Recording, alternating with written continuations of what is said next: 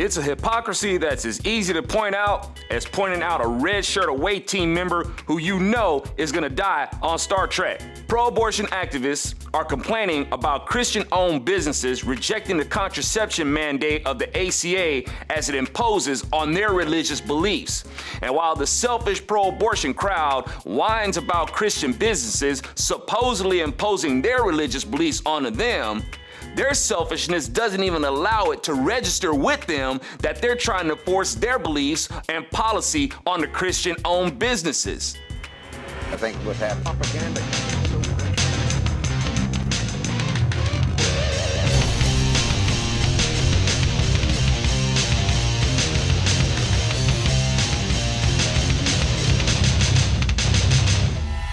Okay, we all have religious freedom as long as those religious practices do not infringe upon another person's right to life, liberty, pursuit of happiness, or property. Liberals like to say freedom from religion. That's not what the Constitution says, but I understand that liberals like to twist the Constitution to suit their selfish worldview. Okay, fine. You can have freedom from religion if that's what you want to twist the Constitution to say. But what goes for freedom of religion also goes for freedom from religion. Because just as freedom of religion cannot be exercised as depriving others of their rights, well, freedom from religion also cannot be exercised as depriving others of their rights. Since many of you liberals don't believe in God or claim God has no place in political discourse, you can't use that to say, since God has no part in it and you don't have to answer to God, therefore you have the right to deprive an unborn kid of their right to life because you don't acknowledge God as a judge that you don't have to answer to. You hypocrite. Not only have you twisted free religious exercise to mean something to suit your selfish worldview, you use what you twisted to infringe upon the rights of others. You use it to infringe upon the unborn kid's right to live, number one, and you use your rejection of faith to infringe upon the rights of people who are Christian.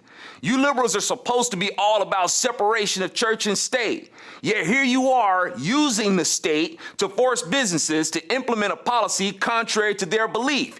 You hypocrites. You're dishonest cowards, like that Girl Scout organization, hiding behind girls and cookies while they use that money to fund Planned Parenthood, while they deny it. Ms. Cloninger seems to be very clearly stating that Girl Scouts USA does have relationships with Planned Parenthood organizations across the country. So I want to ask you, again, does Girl Scouts USA have, quote, have relationships or partner with Planned Parenthood in any way? The answer there is no, we don't. The national organization, Girl Scouts of the USA, has not, does not, and has no plans to have any kind of partnership with Planned Parenthood. However, our local councils are free to partner with any community groups that they see fit. Girl Scouts, as the largest voice for and advocate for girls across the country, know that girls grow up with very complex issues facing them. And so we do, across the country, tackle the issues of human sexuality and body image and all of the things that girls are facing, and we partner with many organizations. We have relationships with our church communities, with YWCAs, and with Planned Parenthood organizations across the country to bring information-based sex education programs to girls. Girl Scouts USA doesn't have to give to Planned Parenthood directly, but association and membership fees go to participate in abortion, homosexual rights advocacy groups like the National Council for Research on Women, National Collaboration for Youth, and the World Association of Girl Guides and Girl Scouts, WAGs, that openly partners with the International Planned Parenthood Federation. Every Girl Scout is a part of WAGs as far as I know.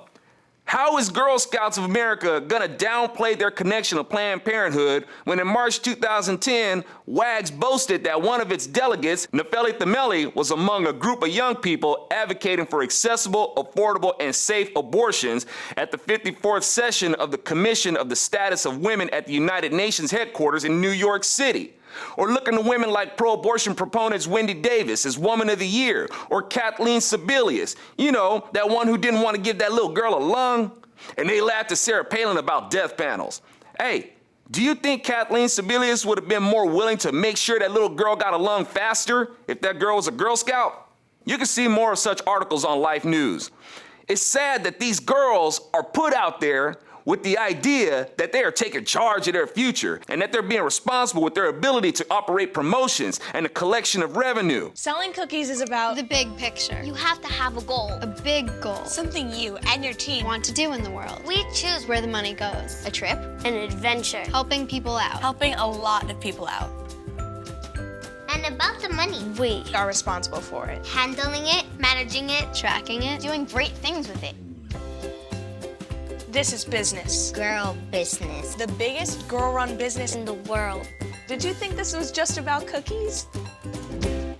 When in actuality, they're being used as a prop to fund the abortion industry and being conditioned to believe that canceling life is the summit of female empowerment. Also, that thinking leads to them being like these pro-abortion groups, imposing their beliefs on Christian-owned businesses, and also leads to kids being used as fuel to heat hospitals to save a buck. Pro-abortionists don't even see that not only will unborn kids be deprived of their life, they end up being deprived of their lives by means of slavery. Those unborn kids were determined to serve as a heating source against their will.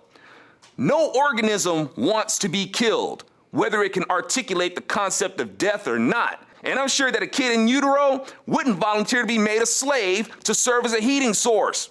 And see, when a facility decides that an unborn kid is now a resource for heat so they can save a buck, then that means abortion will be all the more encouraged. This is really taking liberties with human resources. Then again, libs tend to not recognize unborn kids as human. Anyway, and you lefties call us conservative Republican capitalists greedy. I've long told you that you got that wrong. The biggest monsters of greed are socialistic and communistic, and the state will prey on the people worse than capitalism would ever have time to think about. Capitalists aren't wrought with greed because the state's not allowed to steal the workers' money. It's funny that the greedy state influences the people to see the capitalist as greedy because the capitalist opposes the greedy state from stealing money it didn't earn from the capitalist who earned it. I mean, you liberals want us to model Europe's healthcare system, and this is where it leads. The mothers were told the remains have been cremated. Why would they even bother telling them that lie? If a woman aborts her kid, she did so because she doesn't acknowledge that the child is human. That's a woman's justification for abortion. It's not human. It's her property to dispose of if she so pleases. So if an unborn kid is not human in the eyes of the women who abort them and in the eyes of the industry who perform the procedure, why would they lie to them and tell them that the kid was cremated? Like there's some sort of reverence to it. Why not play on that popular self-righteous sentiment of environmentalism and say, excellent, you provided a sustainable, inexpensive energy source. You should feel great. You're doing your part for a better planet. I wish more women were like you, so we can have more of those unborn kids to burn instead of depending on earth-killing oil drilling. And being that such a facility would so coldly abort a kid and throw it into the fire, it is really like they're saying, to hell with humanity. I'm Alfonso Rachel with ZoNation, and I wonder if that facility nicknamed their furnace the Belly of Moloch. She did so because she doesn't acknowledge hood. Sorry, acknowledge hood. That's a word for you right there. All right.